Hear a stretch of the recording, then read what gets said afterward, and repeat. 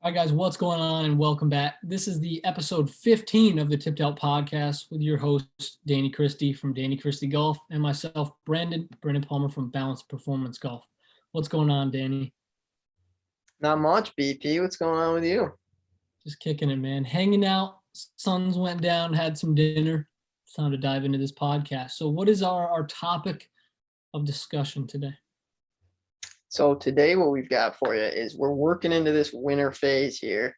And unfortunately for folks like me up in the north, we are kind of stuck inside or, don't have that same opportunity to get outside and play golf. So our topic for today is going to be working through this off season and how you can maintain your productivity and kind of still work towards maybe not as an active, but a fairly active way of keeping your golf game in good shape. So I've kind of put it into three categories that we'll touch on today, and they are reset. So you get the time to reset, which is a great thing. Fitness, which is kind of your specialty. You know much more about that than I do. And then the last one is going to be game plan. So, you're kind of going through a phase of you just played, you just saw all the things that are wrong with your game, right? Well, let's looking forward, try to see if we can work on those things or start to think about how to work on those things or how we're going to improve. So that'd be under that game plan category. So anything you want to touch on right away, or do you want me to just jump right into a reset here? Let's jump right into reset. Yeah, I thought of a little something, but we'll put that at the end. We'll leave that for the end. That'll be a little Easter egg for the kids. So reset is, for me personally, I always love like that first, like it's almost usually about a month, somewhere. The time period doesn't matter that much, at least like more than a week. I just don't touch a club. Don't even think about, like, maybe think about it, but I don't swing. I'm so happy to almost be done trying to grind to be better. I'm just happy to kind of take that little break, which I think is much needed. Do you feel the same way when you get done with the summer? I know you're in Florida now. I definitely think so.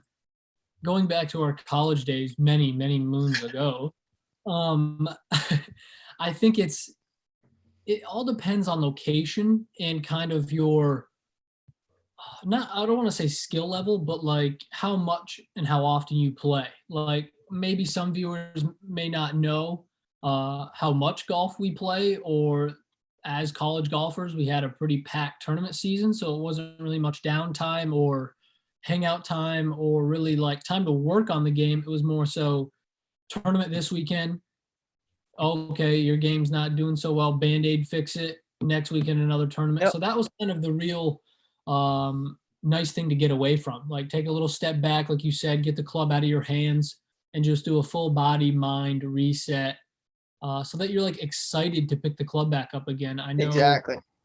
Yeah, if you only play a couple times a year, you may never get that opportunity or even have that thought. But for us who play almost every day or every other, and now coach a lot as well, it's definitely nice to take a little break every now and then, I would say. And it's much needed from people of our stature, I think, that play this much. Definitely. There's many people say this, and I've heard it many times from a lot of good golfers, where sometimes the break's the best thing you can do. Sometimes in golf, you feel like you're banging your head against the wall a little bit, or you're working on something and maybe it's just not working, but you kind of just you'll go through a slump, whatever it may be. And no matter kind of how much, I'm just going to keep working at it, keep banging away. That's not always it. For some reason, it just doesn't really work like that. So kind of my thought process behind why it doesn't, and from what I've kind of started to learn a little bit about the swing, is just it helps you kind of reset into how your body naturally wants to swing, instead of being cluttered with swing thoughts and kind of that overwhelming feeling of not knowing what to do, trying to force your body to do things that maybe you're not even supposed to be doing. So it's definitely good to have that break, to get out of that scenario. And Sam Snead said it best. He loved to take a break because then he'd just go home and fish every day. So whenever he was in a slump, he would go home and he'd fish every day, and he wouldn't even, that was like one of his ultimate cures. He just wouldn't even touch a club.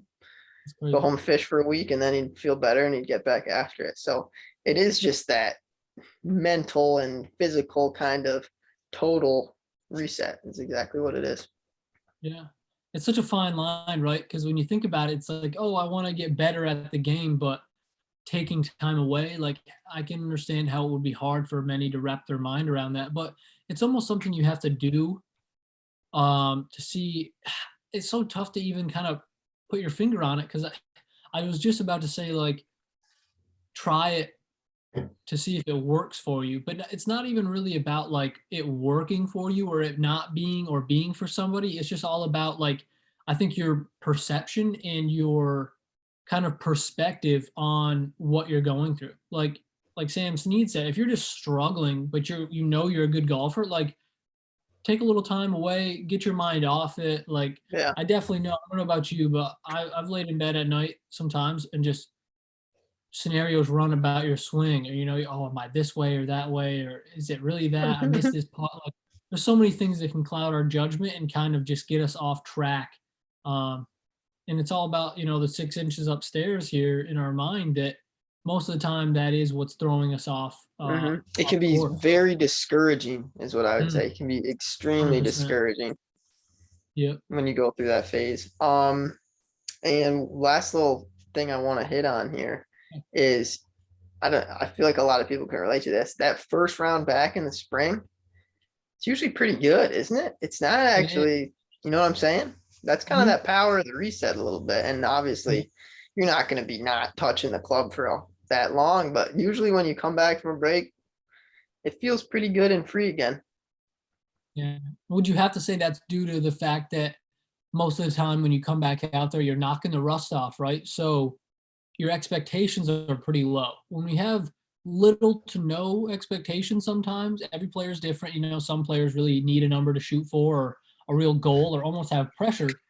But most times, if we just go out there and we have the goal of enjoying the game, enjoy the walk, or have fun, or just be happy that snow's no longer on the ground and you're out there Yeah, for a round.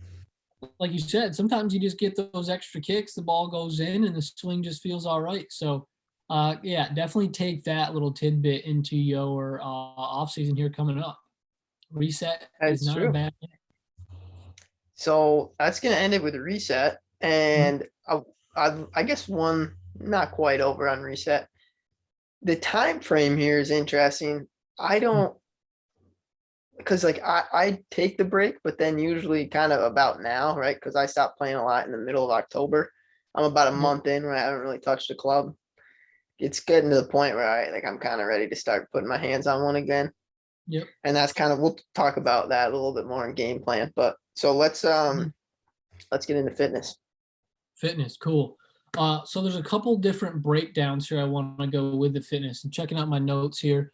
The first thing I'd like to say is yoga. So I just recently, in the last couple of weeks or months, got far more into yoga. I know you're into yoga as well. Um, the guys I really follow for that, I am no expert by any means, whether it's the form or the breathing or just anything about it. So the guys I've really looked Breathing's up to, really hard, by the way. it's crazy. And there's all different types of breathing. You have in through the mouth, out through the nose. That's more Pilates. Nose, that's yoga. Shallow breathing, deep breathing. You got the Wim Hof method of breathing. There's so many different forms. But yeah, that's a whole nother topic. We can Yeah, actually, I'd just love to wanted to touch on mention that. that. But anyway, yeah. So yoga. Sean Vigue. I'll have Danny throw their names up. I'll send him the proper spelling. But Sean Vigue and Tom Merrick are great for. Sean Vigue is more fitness, not fitness, my bad, more yoga, like full yoga based, I think. And then Tom Merrick is a lot of stretching. He has a really good golf based stretching and mobility program as well.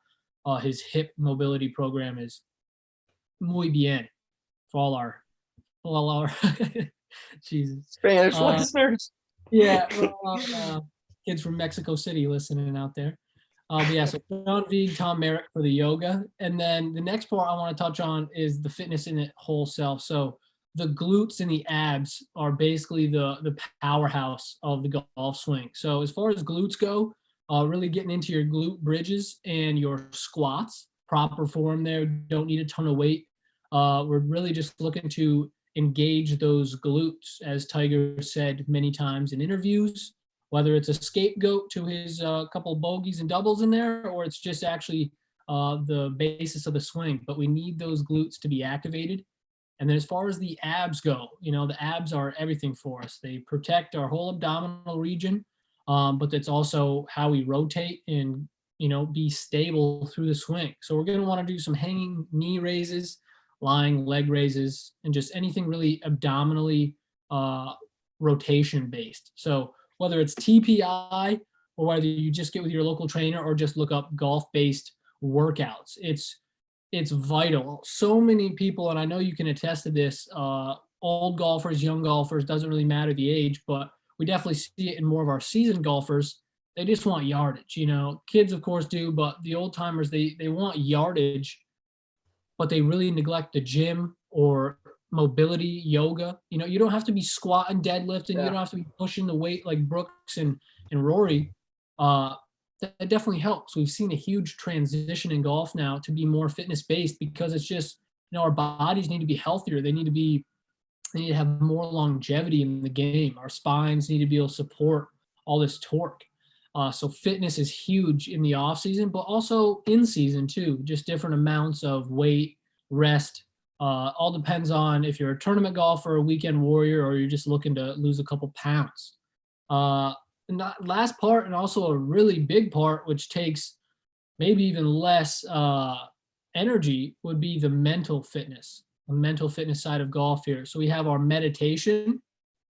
Simply put, that can be something also that seems very daunting or silly, maybe even in a way, but it's also something that's helped me in my day-to-day life. So just 5 minutes, try to do 5 minutes every morning. Even start with something as simple as 2 minutes. You just really want to allow yourself to sit there and just breathe. Focus on that breathing, and you're going to have thoughts come and go, but don't give them any power. Just kind of let those thoughts that you have wash over you in a way, and then just pass. And once that 5-minute timer goes up, you may be a little less stressed, a little more clarified in the mind, have a little more direction.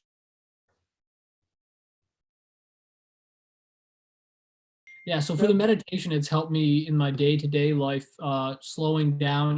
We have all the travel, our 9 to 5, social media, the news, everything just has us going at like hyper speed.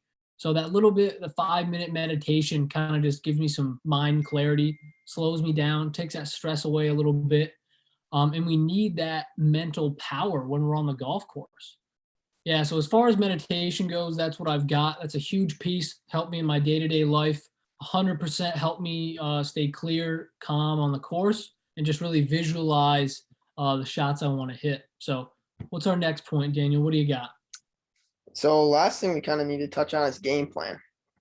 So first step kind of for that would be keeping track of your stats, which we've been on for people about before. But once you're doing that, then okay, these are the areas that I'm weak in. And kind of just so in that break, right, we get on evaluate your stats. Then you'll know what you're weak in over the past year. And then you can kind of game plan, okay, these are what I need to improve on for next year. Kind of how am I going to do that, right? So now we're kind of working past that break part. So whatever that weakness may be, figure out a way to work on that. Now, getting to that, when you're making little changes, don't overwhelm yourself. Focus on one thing. All right. So whatever you want to improve, or maybe your goal is, say it's putting, putt on a yardstick in your house for a little while. Get the start line down. That's a great way to get your start line right. A great way to get your face square at the start, know that your face is square, and a great way to get your eyes over the ball and visualize your line. Bingo. That's all you need to do with that. So whatever those things are, little knick-knack things you could work on in your house, there you go. Now you're kind of in that process of, I'm phasing into my game now. So in February, when I'm doing these things, I'll be ready when April 1st comes, or whatever day it is, to get out there and play. And then another good time to maybe look at equipment a little bit. Go to a pro, get fit, maybe your clubs are fit for you, maybe they're not. So it's kind of that downtime where you got time to get clubs and then don't feel like you're rushed into using them in the middle of the summer. Okay, so you Yeah. can get time to work with new weapons. And then Just ask lastly, Santa I for a kind new of set. want to, yeah, ask Santa Claus for a new set. That's what I used to do. I mean, they never came. It was weird. Santa didn't like me that much, I don't think, but They don't no. like golf in the North Pole. Yeah. Um, read books. Okay. So just never, this kind of comes down to like life. Just always try to learn, right? So take the opportunity in the downtime to read books and learn a little bit. Read a little bit about the mental game. My favorite book, Golf is Not a Game of Perfect. Boom. Maybe if the thing you need to work on has to do with your swing playing, maybe read a little bit of an instructional book about swing playing. Yep. Right? Maybe you'll find a couple drills in there. Or maybe you could hit us up and get some drills, but yeah, that's a big thing, man. nonetheless. It's just the self-discovery and the books in itself. I've got a great one right here that Hank Haney, No More Bad Shots. So this one's been lent to me from our director of golf at the academy here, Matt Fields. Just books like that, man, where you're just kind of teaching yourself, give yourself a little more knowledge about the swing. Don't take every book you see, you read, or that goes the same for social media too. But there's just something about books. I love really being able to touch and feel the knowledge we're gaining here, but also not every piece that we post, not every piece that you read, not every article that you see is going to be for your game. So it could just be knowledge. You could compartmentalize that into just general knowledge. It doesn't have to change your swing every time you read something new. The statistics show that it takes 66 days to fully ingrain a new habit and have it actually become like a routine for us. So think about the last time you worked for 66 days in a row, or not even in a row, but just together on a new topic of your game. I don't even know if we have, I guess, without knowing it almost, but Yeah. don't give up on the first thing, and don't, really worry too much about your swing when you're fully indoors. If you can get to a simulator and get some numbers, cool. Just get some swings in, reset your mental mind. It's all about an internal investigation about what's going to be best for your game. And like Danny said, the huge thing too is getting with a professional, getting with a coach, whether it's reaching out to us on Instagram or our Tipped Out or our personal Instagrams where we coach. Ask us questions, online instruction. You can do that right from home. Like, we have a lot of programs for that kind of stuff. So the sky's the limit, and it's all about, what you're willing to put in and what you're going to get out of it in the spring. So really be productive here in this off season, but don't stress it too much. It's a game, and it's a lifelong game at that. Definitely. And kind of closing points I just want to touch on for game plan. It's more numbers that you can kind of look at here and go, all right, this is what I want to improve. So like when we bring up statistics, you got those numbers right in front of you. So look at those numbers and go, where am I losing shots? Right? What part of my game's the weakest? All right. Then okay, this is what I got to work on. Now think about how you're going to get those numbers down. Okay. Then go and look at your numbers on a simulator if you can get there a couple times. Those are going to tell you the truth. I mean, you're not going to get lost in probably what you got to work on there. Don't start. I mean, because sometimes when we're in the middle of the summer, we're just playing. That's when you get into that bad mindset of worrying about stuff that probably doesn't even matter that much, or you have no idea or no basis of if it really matters or not. And that this part of game plan, you can get the good numbers and just really pinpoint what you need to improve on. 100%, man. It's all about that self-analysis, but also the analysis from not only your peers, they may have some knowledge as well, but once again, getting in touch with a pro. If you guys are looking to improve this offseason, hit one of us up, either Dannychristygolf or balance_performance, or even at Tipped Out. We're really happy to answer you guys' questions, kind of spitball with you, brainstorm what a good plan would be. And I don't know if Danny does, I can assume he would, but I offer the free swing analysis. He will do the same. So just shoot us your swing, and we'll kind of get you going on the right path for the off season. And once again, into the spring, we'll get you some instruction. So any other points, brother? I think that's kind of a pretty brief description of the best way to kind of go about your off season, and also just have a little bit of awareness that you're not alone in your thoughts. You know, you really want to get out there. You also want to get away from the club at times. Just take your time. There's going to be a lot of months, whether it's raining or it's snowing, or you know, maybe you're lucky enough to be in sunny Florida like myself, where it just gets dark earlier but stays the same temperature. Yep, must be nice. I think it was 27 here this morning, so. Ah, man, it was flip the script on that and you'll have my afternoon. 72. Yeah, it's pretty cold. I'd like to shoot a 72. I would like to shoot 27. I would, yeah. I've been pretty close. 27 on either side. Yeah. I can do that in PGA 2K21. Better hop on, bro. You want to play Probably 2K? Alright. I got at it. Well, that'll wrap this up. Hope you learned a thing or two. Hope you realized how to utilize that downtime you're looking at. And, you know, don't be afraid to reach out. 100%, guys. Thank you for tuning in to the Tipped Out Podcast, episode 15, with your glorious host, Dannychristygolf and Brandon from Balance Performance Golf. Signing off. Until the next one. Peace and love. Contraband got that dope. Sometimes I don't feel alright. New girl on my face, she said she need a bite. That's why I don't feel alright. Catch me in the good mood, I just might. Stop talking, I'm breaking the bank, yeah.